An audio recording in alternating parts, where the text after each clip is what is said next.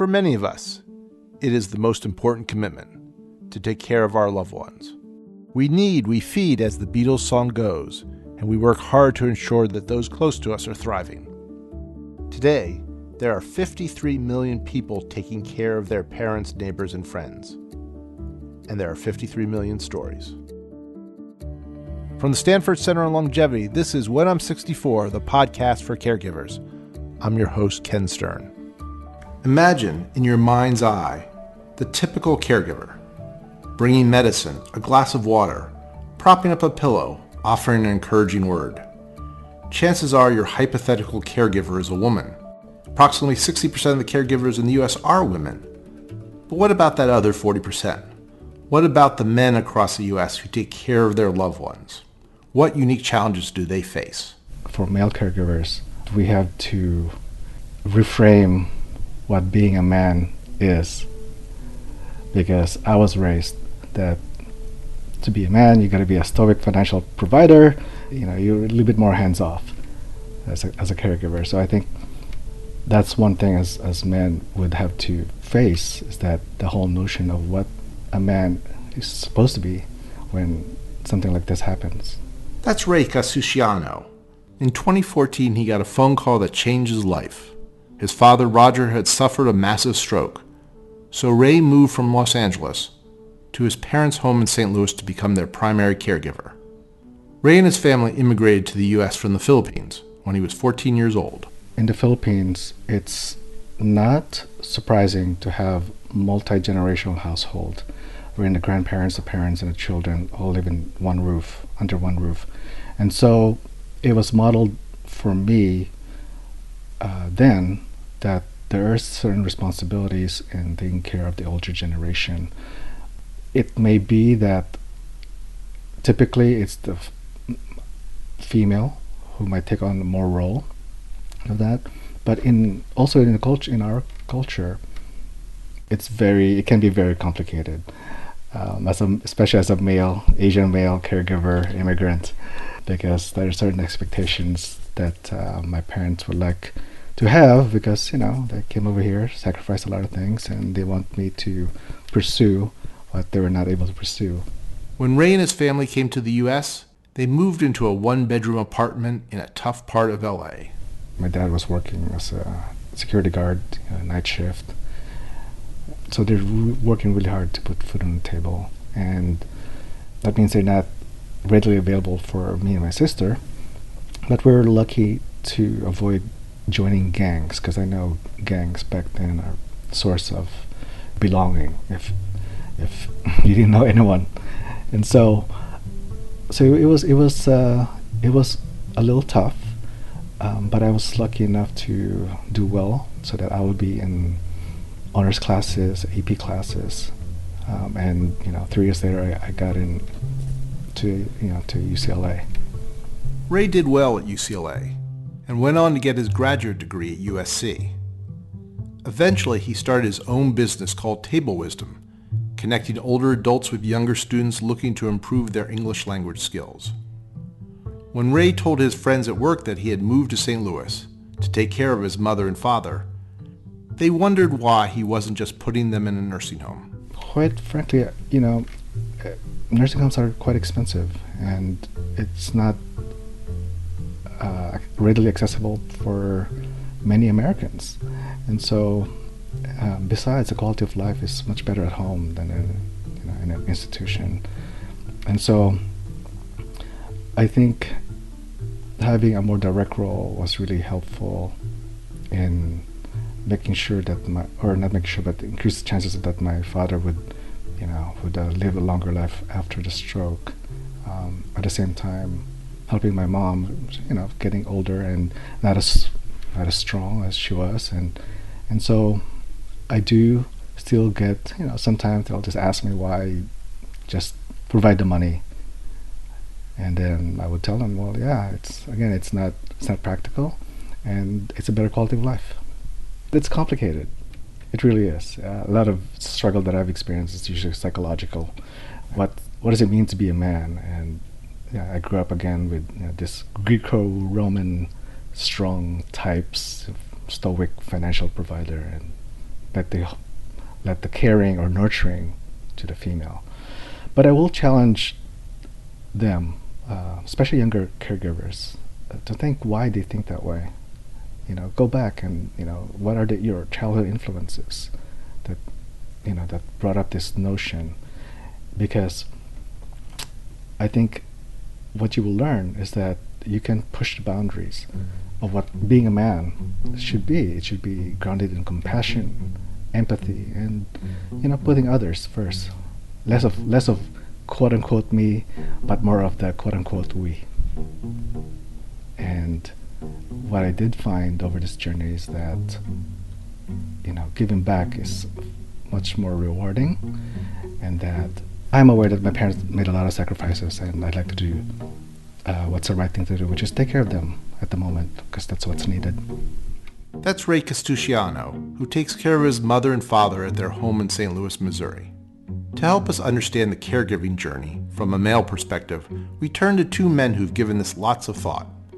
Dr. James Gamboni is a professor who wrote the book Man Enough to Care, and Mark Hyacin is CEO of the company Men Supporting Women with Cancer. Mark incidentally started out his career as a pro baseball player in the Baltimore Orioles farm system, but we'll get to that. So let me start with you, Jim. Mm-hmm. How did you get involved in caregiving? What's your personal caregiving story, and how did it lead to your work in the area? Well, it's a two-part story, and I'll make it short. I helped care for my grandmother with my mother as my grandmother was suffering what that time was called senility. Today we call it dementia and Alzheimer's. But my real involved caregiving story was helping to support two very good friends of mine, both of whom had wives that were dying from ovarian cancer, and I was part of an intimate part of a support group for them. So that was my personal experiences with caregiving itself, but I was also teaching a class on aging, and one of the women in my class answered a discussion question. We were talking about caregiving on a national level, and she said, "Did you know that 40% of all of the informal caregivers in the country are men?" And I didn't believe her. I'd never seen that before, so I challenged her. And when she provided the proof, then I said to her, and she was the co-author of my book, Who Says Men Don't Care? A Man's Guide for Balanced and Guilt-Free Caregiving. And she and her husband ran a caregiving institute in Florida. And so I said, after this class is over, why don't we look and see what's available for men? And this was in 2010, 2011. And what we found was zero. There was zero books written specifically for male informal caregivers.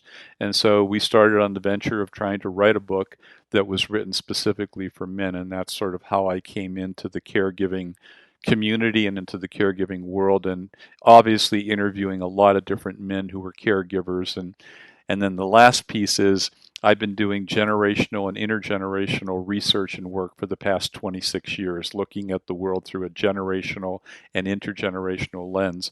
And one of the things that I brought to the book was the fact that men care differently than women, but different generations of men care differently from each other.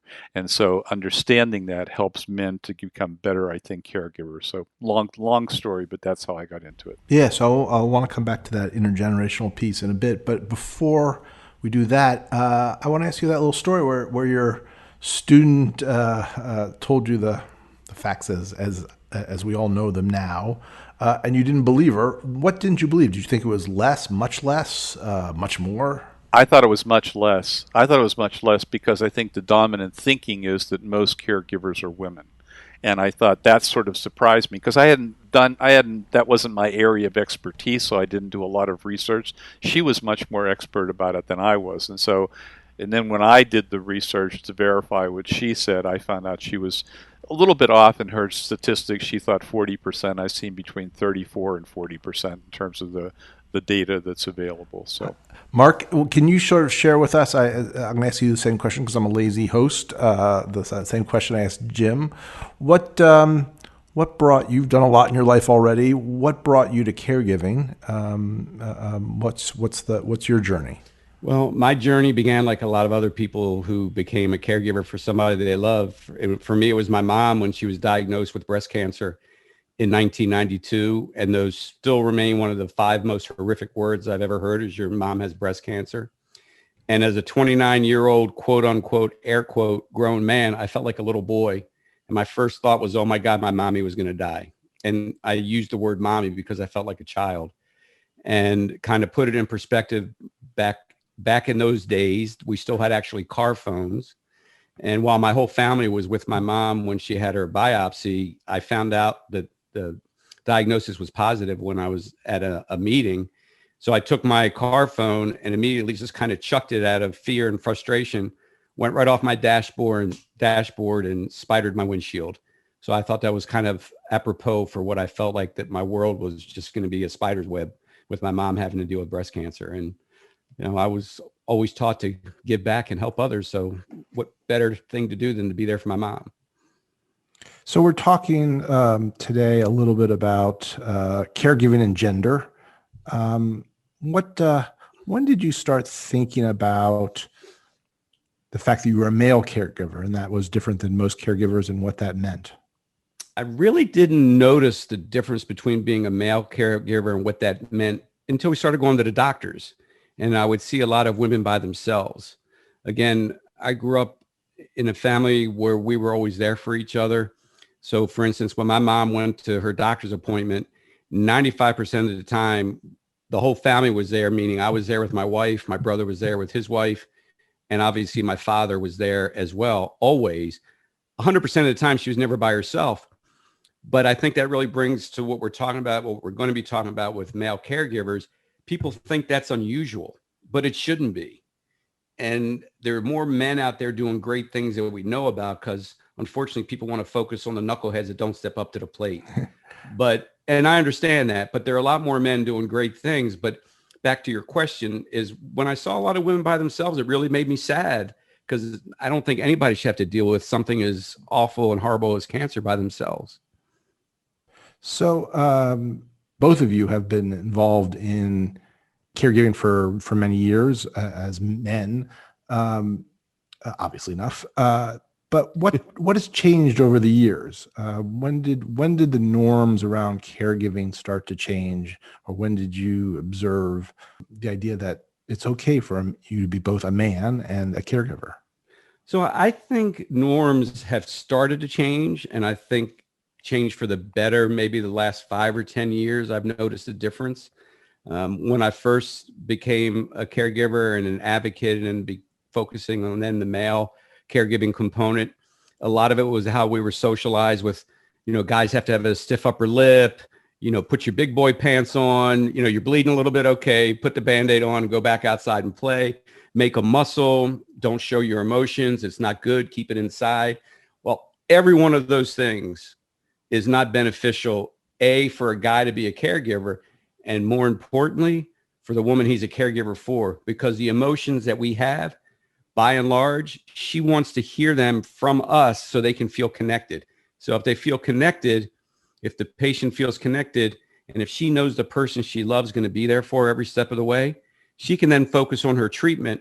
I mean, it's common sense. If I have a tough day at work and I can talk to my wife about it, I'm going to feel better about the day and the evening. Well, multiply it times a life sentence of having to deal with cancer potentially, and knowing you have a caring support partner by you, you're going to help increase her quality of survivorship. And at the end of the day, that's the best we can do as a male caregiver. So, Jim, as you see, how have, from your perspective, things changed over the years? Mark described difference between his father's generation and his generation. How have you seen things change? Well, we have now 6 different generations of caregivers in the country, 6 different generations of caregivers. And some of the things that Mark described are absolutely true. You have sort of the lone wolf, which is the older generation. My father was born in 1928, so we're about in the same. Mark and I are from the same generation, and I know how my father looked at these kinds of issues. But we also have, I think what's changed is that there's more of a recognition now that men play a vital role in caregiving, and oftentimes that isn't chosen, as we all know. And there's all different kinds of caregiving relationships that you have to look at. I mean, there's men caring for their mothers like Mark did. There's men caring for their wives. There's men caring for their parents. There's men caring for their children. There's all of these different roles of caregivers, and we're finally beginning that I've seen over the past, at least in my experience, over the past 10 years of looking at this in a more both personally as well as academically, that there's more of a recognition now that men play a really critical role, especially in the informal, non-paying caregiving role, and that's what I think what we're talking about here. And also understanding, and I'm hoping to bring to this the fact that there are styles of caregiving that men have, and Mark's right. It's not anybody's dictate about what the right style is. The right style is what you need to do and where you need to be in that caregiving situation. But now I think it's important for men to assess sort of their assets and their strengths and liabilities when it comes to that. Otherwise, we all know that when you're in an intense caregiving situation, the most important person in that situation is you, because if you're not there and if you're not healthy and if you're not balanced, you're not going to be able to give the care to that person you love, and likely that person will be worse off unless you do that. So I'm curious, Mark. You were a former professional athlete, a college athlete. Those are worlds that are, forgive me for calling them macho, or that have sort of elements of, play through the pain. Yes, I'm a living example of that. Yeah. So actually, tell us a little bit about that. Your own experiences with sports, and how does it make you think different? How do you think differently now than you might have when you were actively, playing professional college ball? That's a great question. So those traits that made me good also hurt me. So I think if I was able to talk to my younger self, I would say kind of balance it a little bit better, because I'm a living example of I played through the pain and didn't say anything to somebody. I grew up, I think, in that last full generation where if a coach told you to run through a wall, you'd say, "What side of the wall, coach?" And you want me to come back through the other side. And that's the way. My father happened to be a great athlete. He's in the Maryland Softball Hall of Fame, fast pitch and basketball star back in the late 40s. So he was a good athlete. So not only on top of that, I had a dad that knew what he was talking about. But the other part, back to your question, that then I think spilled over to my advocacy. When I got drafted by the Orioles, I was an undersized third baseman. So people would always look at me and say, "Why are you playing third base?" Well, back then I was rated with the major league arm when I was 15, and I had a lot of power because of my backside and my legs, but I was always underestimated. And that kind of fueled me to continue to be better and work harder, because I was always the first one in, last one out. That also hurt me, to your question about playing with the pain. If I had done things differently, I may not have had a shoulder surgery in my career. I had nerve damage in my right shoulder and nobody could diagnose it. By the time they did, one of the muscles in my rotator cuff completely atrophied. Nobody could believe I was playing, but that's the way I was taught. So you mirror that with, as a caregiver, a lot of guys feel that they need to keep everything inside because they don't want to bother the patient with their feelings. What guys need to understand is their feelings matter. Not only do they matter, but she wants to hear them. She wants to feel connected. So the more we can be connected with that person that we love, again, I hate to repeat myself, but the more we're connected, the more she can focus on her treatment. And that's going to increase this quality of survivorship. So I kind of wish younger Mark knew a little bit more what older Mark was going to do, and he might have played baseball a little bit longer. All right. Well, so Jim, you don't get to say ditto to what Mark says. I say ditto to what Mark said. So Jim, I mean, this is actually the meat of the conversation in some ways. Why doesn't society credit men? You yourself wasn't aware of sort of the substantial role, even if it's a minority role, still a substantial minority role that men play in caregiving. Why is it that society continues to perhaps not fully acknowledge the roles that men are playing increasingly in caregiving? I think it's probably for a lot of different reasons. Ken, I think that men generally have been stereotyped into certain roles. I mean, we're stereotyped into being the provider, right? We're stereotyped into being strong. We're stereotyped into being rational and less emotional. We have a lot of male stereotypes that are there. And I think, unfortunately, in the, if we look at how women have challenged some of the stereotypes that they've encountered and how they've dealt with them, men have not done that as much as women have, and so men sort of just push a lot of that stuff aside. I push a lot of that stuff aside and say, okay, that's fine. I don't really care about that because I'm going to do what I need to do and be the person that I need to be for the person I'm caring for. So I think it's a societal lack of understanding of who men are and the capabilities that men have. I think that's what's changed for me. I've seen some changes in that over the past 15 or 20 years of my life. I've seen, as Mark has seen, I think there's been some change. I hope that programs like this can help raise awareness about the need for looking at men differently and what men can offer. We have a tremendous amount to offer here, and it's very undervalued, but, we can surprise people.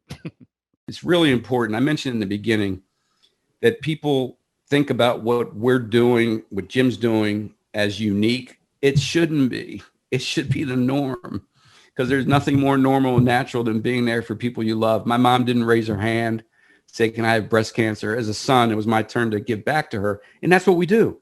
It's family being there. There's nothing more important. And again, kind of hokey, but I still think we can make a difference if, we stayed in our area and let it build out. Well, thank you, Mark. Thank you.